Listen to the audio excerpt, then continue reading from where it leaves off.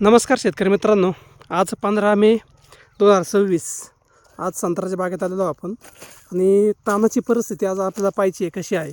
कारण की गेल्या 15 ते 20 दिवसामध्ये टेम्परेचर जे आहे ते अगदी 37 पासून तर 42 पर्यंत नोंदवलं गेलं परिसरामध्ये. आणि अशा परिस्थितीमध्ये ज्या टार्गेटने आपण बाग तणाव सोडत असतो त्यापेक्षा जास्त ताण बागांना पडताना दिसत आहे. अशा वेळेस मात्र शेतकऱ्यांनी आता प्रत्येक जे काही संत्रा बागायतदार असेल त्यांनी आपल्या बागेत लक्ष ठेवणं गरजेचं आहे. कारण ज्यांच्या खूपच हलक्या जमिनी आहेत अशा बागेमध्ये आता झालं काही वाळताना दिसत आहेत किंवा अक्षरशः जागेवर त्यांना अटॅक आल्यासारखं दिसत आहेत. अशा वेळेस मात्र त्या बागेतल्या शेतकऱ्यांनी आपल्या बागेला किती ताण बसतो आहे किंवा जास्त बसला असेल तर काय उपाययोजना केला पाहिजे याकडे लक्ष देणं गरजेचं आहे.